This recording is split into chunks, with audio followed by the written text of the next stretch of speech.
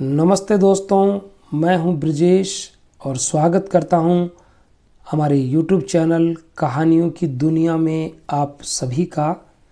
आज मैं आपके सामने एक छोटी सी मोटिवेशनल और मनोरंजन से भरपूर कहानी लेकर प्रस्तुत हुआ हूं। कहानी एक किसान की है। किस प्रकार से किसान अपनी एक अमूल्य घड़ी को खो देता है और कैसे उसे प्राप्त करता है।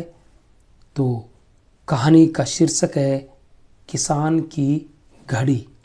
शुरू करते हैं कहानी। एक किसान अपने खेत के पास स्थित अनाज की कोठी में काम कर रहा था। काम के दौरान उसकी घड़ी कहीं खो गई।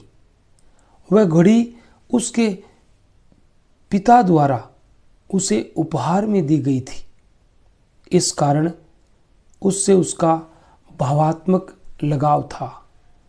किसान की घड़ी खो जाने पर किसान बड़ा दुखी हुआ और सोचने लगा कि कैसे घड़ी को ढूंढा जाए।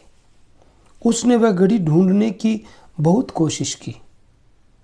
कोठी का हर कोना छान मारा, लेकिन घड़ी कहीं नहीं मिली। हताश होकर वह कोठी के बाहर आ गया। वहां उसने देखा कि कुछ बच्चे खेल रहे हैं।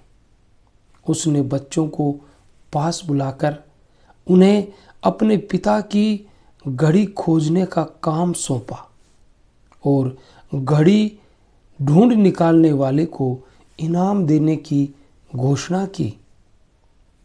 इनाम के लालच में बच्चे तुरंत मान गए और कोठी के अंदर जाकर सभी बच्चे घड़ी की खोज में लग गए। इधर उधर यहाँ वहाँ हर जगह खोजने पर भी घड़ी नहीं मिली। बच्चे थक गए। उन्होंने हार मान ली।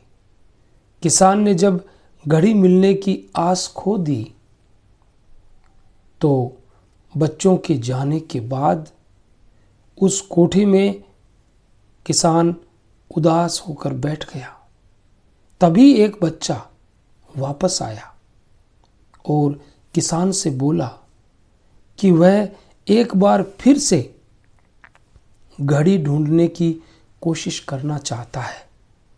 किसान ने हामी भर दी।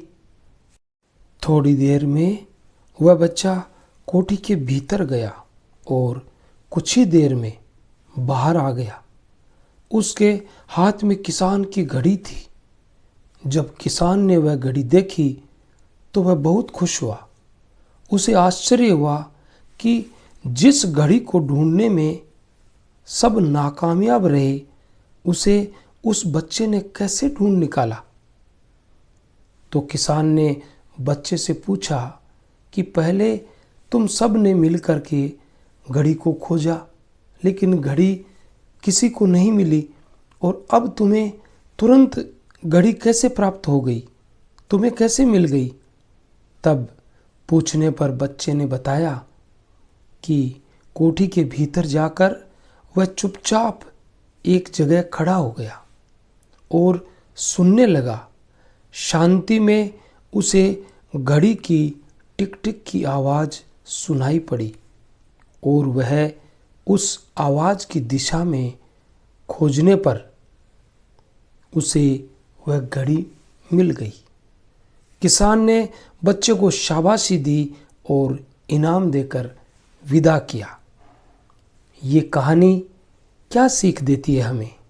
इस कहानी से हमें ये सीखना चाहिए कि शांति हमारे मन और मस्तिष्क को एकाग्र करती है और यह एकाग्र मन स्थिति जीवन की दिशा निर्धारित करने में सहायक होती है। कैसी लगी ये किसान की एक छोटी सी कहानी? अगर आपको हमारी ये कहानी अच्छी लगी तो कमेंट बॉक्स में कमेंट करके ज़रूर बताइएगा और मिलेंगे कल किसी अन्य मोटिवेशनल कहानी में। तब तक के लिए all the best. Thanks for watching.